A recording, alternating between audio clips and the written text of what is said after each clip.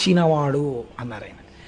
అపారమైన దయతో త్రిపురములను కాల్చడం అంటే ఏమిటో తెలుసా అండి? మీరు బాగా పట్టుకోండి విషయాన్ని. త్రిపురములు ఎక్కడుంటాయి? ఇక్కడే ఉంటాయి త్రిపురాలు. ఏమిటో తెలుసా అండి? స్థూల, సూక్ష్మ, కారణ అన్న 3 శరీరాలతో జాగ్రత్త, స్వప్న, సుషుప్తి, సృష్టి, స్థితి, లయ అనబడే 3 జరుగుతుండడం. మీరు చూడండి, మనం ఏం చేస్తాం? జాగ్రత్త అంటే ఇప్పుడు తెలివేసున్నాము అని ఏం గుర్తు? మనం అందరికీ ఇంద్రియాలు పనిచేస్తున్నాయి. కళ్ళు చూస్తున్నాయి, చెవులు వింటున్నాయి. ఇలా ఇంద్రియములు అన్నీ పనిచేస్తూ ఉన్నటువంటి అవస్థకి జాగృతావస్థ అని పేరు. దీన్నే స్థితి అని పిలుస్తుంది శాస్త్రం. రెండవది సృష్టి, అది స్వప్నావస్థ. అప్పుడు ఇంద్రియములు ఏవి పనిచేయవు. కన్ను కొంచెం తెరుచుకునున్నా ఏమీ కనపడదు.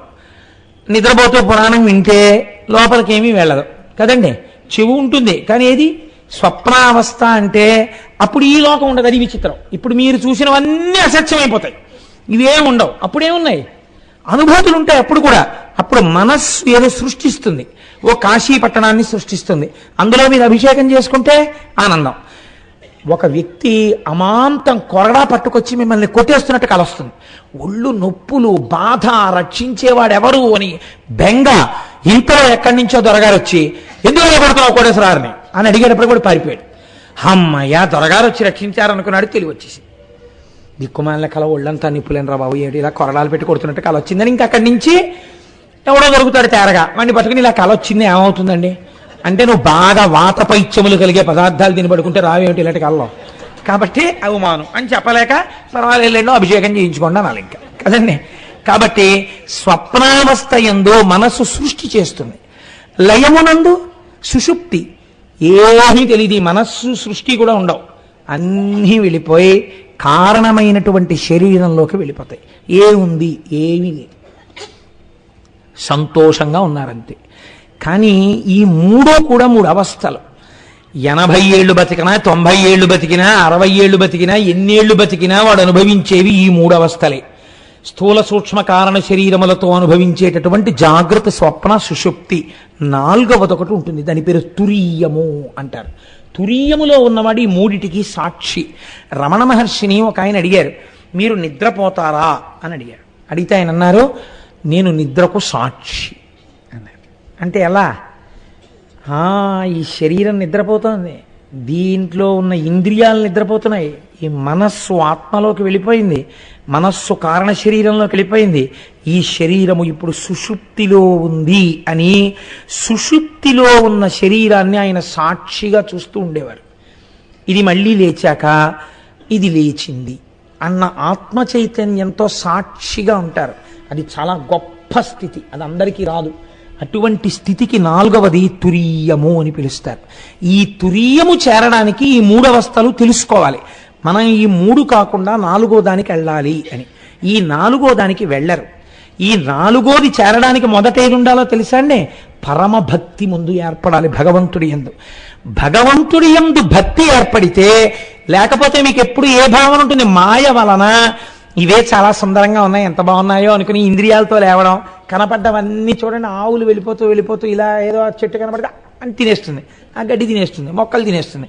అలా వంటింట్లోకి వెళ్ళడం, ఓ శౌచం అక్కర్లేదు, కాళ్ళు కడుక్కోక్కర్లేదు, చేతులు కడుక్కోక్కర్లేదు, ఆ గూట్లో డబ్బా తీసుకోవడం, జంతికలు తినేస్తూ నవ్వులతో నిలబడడం, ఆవులాగో గేదిలాగో అలా రోడ్డు మీద వెళ్ళిపోతూ ఉండడం. ఆ మురుగుడు కాలం పక్కన ఏదో బండి ఉంటుంది, ఆ బండి దగ్గరికి వెళ్ళిపోవడం, ఏదో అని చూస్తాను, అవి తినేస్తున్నాం. రైల్లో వెళ్ళిపోతూ తినేస్తుండ, బస్సులో వెళ్ళిపోతూ తినేస్తుండ, ఏదో అంతరమై శరీరం నిలబడక తినేస్తే పర్వాలేదు, ఏదో ఒకటి తినేయడం ఎందుకంటే ఏమీ తోచట్లేదు, ఏమైనా బిడదు. మీరు చూడండి, ఏం తోచకపోవడం ఏంటండి? లోకంలో ఇంత వాంగ్మయం ఉంటే నీకు అసలు తోచకపోవడం అన్న మాట ఎలా వచ్చింది? టైం సరిపోలేదని పెద్దలు ఏడుస్తున్నారా? ఏమీ తోచట్లేదని మొదలుడు, ఏమీ తోచట్లేదు ఏమైనా పెడదు అంటే, ఏమీ తోచట్లేదని ఇలా అడుగుతాడు మొగుడని కొంతమంది పెళ్ళాలి పాపం జంతికలు చెగోడీలు చేసి పెడతారు. ఎందుకండి ఇవి అని మీరు అడిగారు అనుకోండి, ఎందుకండి స్వీట్ స్టాల్లో అన్ని చేసి పెట్టారండి, ఆయన ఏదోటి తింటుంటారండి, తోచదు అని. నిజంగా అప్పుడు మీకు అలాంటి యజమానిని చూసినప్పుడు ఎంత జాలి కలుగుతుంది అంటే, ఏం తోచకపోవడం ఏమిటి, ఆవిడ చెయ్యడం ఏమిటి, ఈయన ఏమీ తోచనప్పుడు తింటూ ఉండడం ఏమిటి, ఎందుకు అదంతా అనిపిస్తుంది కదా మనకి. అలా జాగ్రత్త, స్వప్న, సుషుప్తి 3 అవస్థలు, వీటిలోనే తిరుగుతూ ఉండడం. ఇవి చాలా సుందరంగా ఉంటాయి. మనకి జాగ్రత్త, లేచి ఇంద్రియాలతో అనుభవించడం, ఇంద్రియాలతో అనుభవించేసిన తర్వాత అలసట వచ్చేస్తుంది. అది చాలా పురాణం వినేసేవాళ్ళగా పరమభక్తి ఉన్న వాళ్ళ వెళ్ళిపోయి ఫస్ట్ లైన్లోనో రెండో లైన్లోనో కూర్చుని అని నిద్రపోవడం. ఎక్కడైనా వచ్చేస్తుంది ఆ నిద్ర. కాబట్టి ఇప్పుడు ఏమైపోయింది, స్వప్న సుషుప్తి ఇంకా ఎక్కువైపోతే పక్క వాళ్ళ మీద పడిపోతూ ఉండడం ఆనందం. అప్పుడు మైక్లోనో లేకపోతే పక్క వాళ్ళలో చెప్తే మళ్ళీ ఒకసారి బహిర్ముఖులు అవుతూ ఉండడం జాగ్రత్త. ఈ మూడు తప్ప మనకేం తెలుసు, నాలుగోది మనకి తెలియనే తెలియదు. ఈ మూడిటితోటే సుందరం. అబ్బా ఎంత బాగుంటుందో, లేచి తిరిగితే సంతోషం, ఏమీ తోచకపోతే తింటుండడం, ఏమీ తోచకపోతే ఇంకోటి తినేస్తుండడం వాళ్ళ ఇంటికి వెళ్ళి, ఏమీ తోచకపోతే ఉట్టినే తిరుగుతుండడం రోడ్డు మీద. ఎన్ని జీవులు చచ్చిపోతున్నాయో నువ్వు తిరుగుతుంటే. ఏ తోచకపోవడం ఏమిటి, తిరగడం ఏమిటి, నువ్వు కూర్చుని చదువుకో, కూర్చుని ధ్యానం చేసుకో, స్నానం చేసి కాసేపు కూర్చుని పురాణం చదువుకో, ఓ సహస్రం చదువుకో. ఏం తోచట్లేదండి ఎలా పోదాం అంటాం, ఏం తోచట్లేదండి అని. అబ్బో ఇప్పుడైతే అసలు కలిపురుషుడి యొక్క సమస్త ప్రభావ రాశి తీసుకొచ్చి రాశీభూతం చేస్తే ఒక టీవీ అనబడేది ఒకటి వచ్చేసింది. దానికో చెల్లెలు పుట్టింది, దాని పేరు సెల్లు. ఎన్ని వచ్చేసాయో చక్కగా. పూర్వం అంటే టీవీ అయితే ఇంట్లోనే ఉండి పాడు చేయగలరు, వెంట వచ్చి పాడు చేయడానికి ఒకటి ఉండాలి, సెల్లు. అది మోటార్ సైకిల్ మీద, ఓవర్ బ్రిడ్జి మీద, కారులో ఇలా తాదాత్మ్యతతో నడిపేస్తుండడం, ఎవడి మీద ఎక్కేస్తాడో తెలియదు. కాబట్టి ఇవన్నీ కలి అంశాలు. ఎక్కడ వాటిని వాడాలో తెలియదు. పురాణానికి అడిగి సెల్లు, పురాణానికి సెల్లుకి సంబంధం ఏంటి? ఉండొచ్చు, నీకు ఏదైనా చాలా ఇంపార్టెంట్ ఫోన్ రావచ్చు, అప్పుడు వెనకాతలు ఉండాలి కదా. ఆ మర్యాద ఇంకోటి చెప్పడం ఏంటి నీకు? కాబట్టి సరే, మళ్ళీ అవన్నీ ఎందుకు అల్లరి. కాబట్టి ఈ మూడే మనకి తెలుసు. ఈ మూడు మనకి ఎంతో సుందరంగా ఉంటాయి. బాయ్ ఎంత ఆనందం, ఎంత ఆనందం, ఎంత ఆనందం. పడుకోవడం ఆనందం. టైమ్లీ బెడ్ అండి, నేను కరెక్ట్గా నిద్రైపోతాను, పడుకుంటాడు, అంతే సుందరం.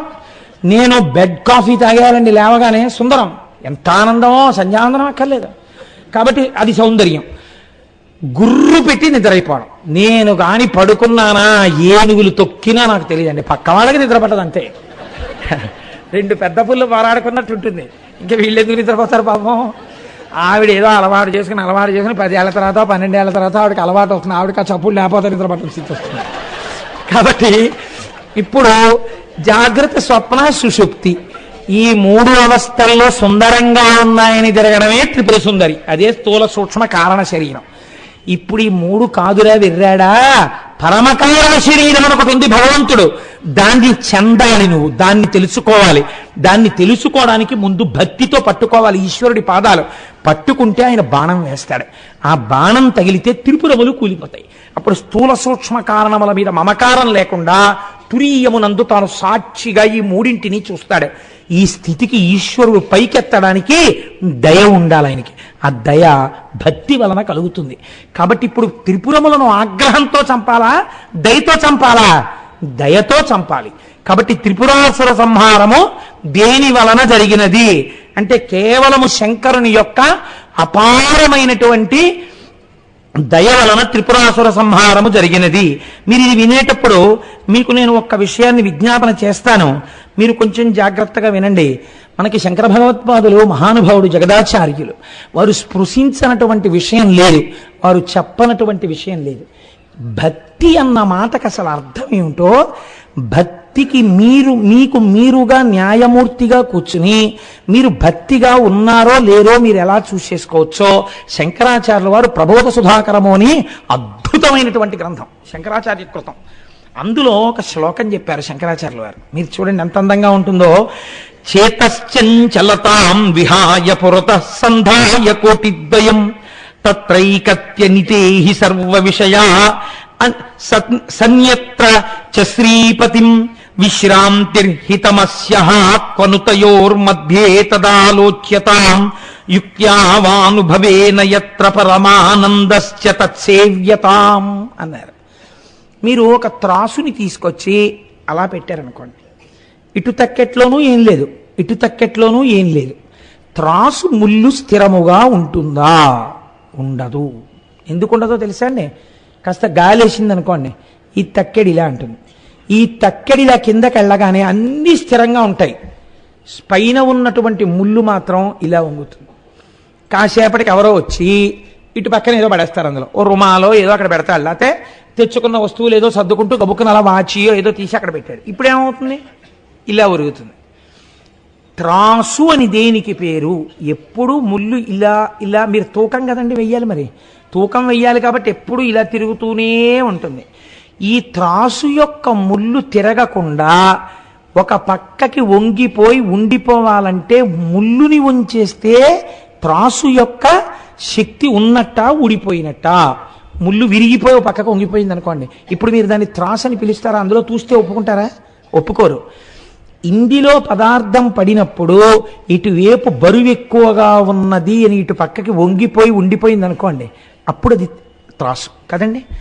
అప్పుడు ఇది ఎంత బరువు అంటే ఇటు పక్కన మీరు ఏవి తీసుకొచ్చి ఎన్ని తీసుకొచ్చి పెట్టండి, ఇంకా ఈ ముళ్ళు కదలదు. ఎందుకు కదలదు ఈ ముళ్ళు? ఇటు బరువు చాలా ఎక్కువ, దీంతో సమానమైంది అటు లేదు. ఎన్ని తెచ్చి మీరు పెట్టండి, దీని బరువుకు అటు సరిపోవట్లేదు. సరిపోకపోతే ఏమవుతుంది? ఒక ఉదాహరణకి మీరు తేలిగ్గా అర్థం అవడానికి చెప్తాను. ఒక కేజీ రాయి ఉంది మీ దగ్గర, ఒక 500 గ్రాముల రాళ్ళు ఉన్నాయి. మీరు కేజీ రాయిని తీసుకొచ్చి ఇటు పక్కన పెట్టారు, 100 గ్రాముల రాయిని తీసి యువతల పక్కన పెట్టారు, లేవలేదు. 200 గ్రాములు పెట్టారు, లేవలేదు. 300 గ్రాములు పెట్టారు, లేవలేదు. 400 గ్రాములు పెట్టారు, లేవదు. 500 గ్రాములు పెట్టారు, లేవదు. పెట్టడానికి మీ దగ్గర ఇంకేమైనా ఉందా? లేదు. ముళ్ళు ఏమైపోయింది? అటువైపే చూపిస్తూ ఉండిపోయింది. నీ భక్తి అనబడేటటువంటిది ఇలా సూచిగా వంగిపోవాలంటే ఒకటి నేర్చుకో. యువతల వైపు తక్కెట్లో పరమేశ్వరుణ్ణి కూర్చోపెట్టు, భగవంతుణ్ణి కూర్చోపెట్టు. నీ మనస్సులో బరువు ఎటువైపుకి వంగి ఉంటుంది, అటే. ఇటువైపుకి ఏం పడుతున్నాయి? దానితో తుల్యమైనవి ఇంకా ప్రపంచంలో లేవు. ఒకనాడు కష్టం పడింది, ఇది లేవదు, పైన కదలదు. ఎందుకని? ఇది ఈ బరువు ఎక్కువ, ఈశ్వరుణ్ణి పట్టుకుని ఉన్నావు, ఈ కష్టానికి లేవదు. సుఖం వచ్చింది, లేవదు. కష్టం వచ్చింది, ఏ జన్మలో ఏ పాపం చేశానోనండి, ఈశ్వరుడు ఇలా తీసేశాడు. లేచి కదిలిందా? కదలలేదు, అలాగే ఉన్నావు. ఎందుకని? దీన్ని పట్టుకుని ఉన్నావు, ఇది దీని బరువు ఎక్కువ. ఒకనాడు సుఖం వచ్చింది, ఈశ్వరానుగ్రహం అండి, నా స్వామి నన్ను రక్షించడానికి నాకు ఈ సుఖం ఇచ్చాడు. ఇప్పుడు కదిలిందా? ఇప్పుడు కదలలేదు. కష్టమునందు సుఖమునందు కదలకుండా తక్కెడ ఒక పక్కకి వంగిపోయిందని పైన ఉన్న సూచి ఇటు తిరిగిపోయినట్టు యువతల తక్కెట్లోకి ఏవి పడుతున్నా కదలని తక్కెడగా అవతల వైపుకి బరువు పెట్టగలిగితే, నీవు ఈశ్వరుణ్ణి కూర్చోపెట్టగలిగితే, అన్ని ఎన్ని వచ్చినా దీని వలన దాని ఎందుకు కదలిక లేకపోతే, నువ్వు అలా ఉండిపోతే, అప్పుడు నీ మీద త్రిపురాసుర సంహారం జరగడానికి ఆవశ్యకమైన బాణం వెయ్యడానికి ఈశ్వరుడు సిద్ధంగా ఉన్నాడు. ఈ భక్తి వలన జ్ఞానం వస్తోంది. నీవు భక్తిగా ఉన్నావో లేదో నీ మనస్సుని చూస్తూ ఉండు. కష్టం వచ్చింది, కదిలిపోయింది అనుకోండి, అంటే నా భక్తిని కొంచెం పెంచాలి. స్వామి అనుగ్రహంగా నేను దీన్ని తీసుకోలేకపోతున్నాను, ఈశ్వర అనుగ్రహం, ఈశ్వర నా మనస్సుని ఇంకా పొందిక చెయ్యి, ఈ పాటి కదలిక లేకుండా చూడు. మళ్ళీ ఎవరికి చెప్పాలి? వీధిలోకి వచ్చి ఎవరికో చెప్పక్కర్లేదు, ఈశ్వరుడికి చెప్పాలి. ఈ కష్టానికి కదులుతోంది నా మనస్సు, కాబట్టి ఈశ్వర భక్తి కుదిరి లేదు. సుఖం వచ్చింది, ఇలా ఇలా ఇలా ఇలా ఇలా అన్నావు, ఊరంతా ఇది నాది నాది అంటున్నావు, అనకు. ఈశ్వరానుగ్రహం అంటే ఒక చిరునవ్వు నవ్వు. ఎవరికైనా ఏదైనా పెడుతున్నప్పుడు కూడా ముందు పెద్దల దగ్గరికి వెళ్ళి, పరమేశ్వరానుగ్రహం వల్ల మా ఇంట్లో ఈ శుభం జరుగుతోందండి, ఈశ్వరానుగ్రహంగా ఈ శుభం జరిగింది కాబట్టి మీ ఆశీస్సులు పొంది ఇటువంటి సుఖాల కలగడం వలన నా మనస్సు మరింత పూనిక ఈశ్వర పాదముల యందు పొందుగాక అని మీ ఆశీర్వచనం కోసం వచ్చారు అని అనేవాడు ఒకడు కనపడితే పొంగిపోవాలి ఆ రోజున. అంటే ఆయన కదలలేదు. దుఃఖం రాకుండా ఉంటుంది ఏంటండి? ఏదో దుఃఖం వచ్చింది, దుఃఖమునకు కదలకుండా మీరు మొదట్లో ఉండలేరు, నటన అయిపోతుంది. అది కదులుతుంది మనస్సు, మళ్ళీ దాన్ని వెనక్కి తేవాలి. తక్కెడ పట్టుకున్నప్పుడు చూడండి, ఇలా పట్టుకుంటాడు, కొంచెం కదులుతుంది. ఏం చేస్తాడు? ఇటువైపు వేసిన బరువుతో సమానం చేయాలంటే ఇందులో కొంత తీసేస్తాడు, మళ్ళీ కొంచెం వేస్తాడు.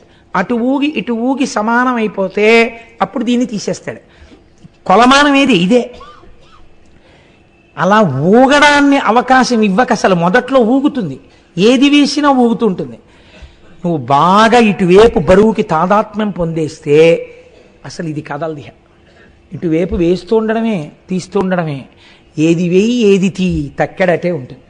అంటే తన మనసు మాత్రం కదలదు. కదిలినట్టు కనపడతాడు. బాగుండదు కాబట్టి లోకంలో, లోపల మాత్రం తాను అలాగే ఉన్నాడు. అన్నిటి యందు ఈశ్వరుడి యొక్క అనుగ్రహాన్ని, ఈశ్వర విభూతిని దర్శించుకుంటూ వెళ్ళిపోతాడు.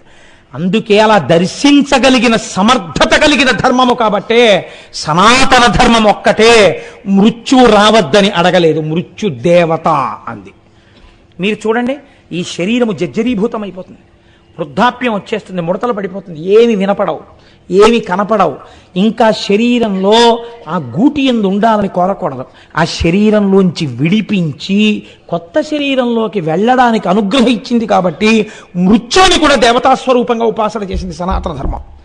అకాల మృత్యు వద్దంది తప్ప పండిపోయిన పండు నేలరాలకూడదని మీరు అడగకూడదు. అందుకే మృత్యుంజయ మంత్రం ఓం త్రయంబకం యజామహే సుగంధిం పుష్టివర్ధనం ఉర్వారుకమివ బంధనాన్ మృత్యోర్ముక్షీయమామృతాత్. దోసపండు విడిపోయినట్టు విడిపోమని చెప్పింది. ఇది నీ భక్తి తక్కెట వలన నువ్వు నిరూపించుకుంటూ ఉండు. రోజు ప్రతిరోజు రాత్రి పడుకోబోయే ముందు ఎన్నింటికి కదిలిపోయావు, ఎన్నింటికి నిభాయించుకున్నావు, ఏవి వింటున్నా నవ్వుతూ ఎన్నింటికి మాట్లాడగలిగావు, ఎన్నింటి యందు ఇలా పళ్ళు పటపటలాడించేశావు. ఒకసారి ఆలోచించి 11 మాటలు నీ ఇష్టదైవతానామని చెప్తూ, నిద్రపోయే సమయం కాబట్టి శివనామం చెప్తూ, ఆయన స్వల్పకాలిక లయం చెయ్యగలిగిన వాడు కాబట్టి, ఈశ్వర రేపటి రోజున నేను అలా వేళ్ళు విరవకుండా, నేను రేపటి రోజున అలా కోప్పడకుండా నేను నిభాయించుకునే శక్తి నాకు కృప చెయ్యి అని నమస్కారం చేసి పడుకోవాలి. ఇది సాధన. అలా చెయ్యగా చెయ్యగా చెయ్యగా ఈ తక్కెడ లేవదు, అప్పుడు త్రిపురాసుర సంహారం అవుతుంది అని మనకి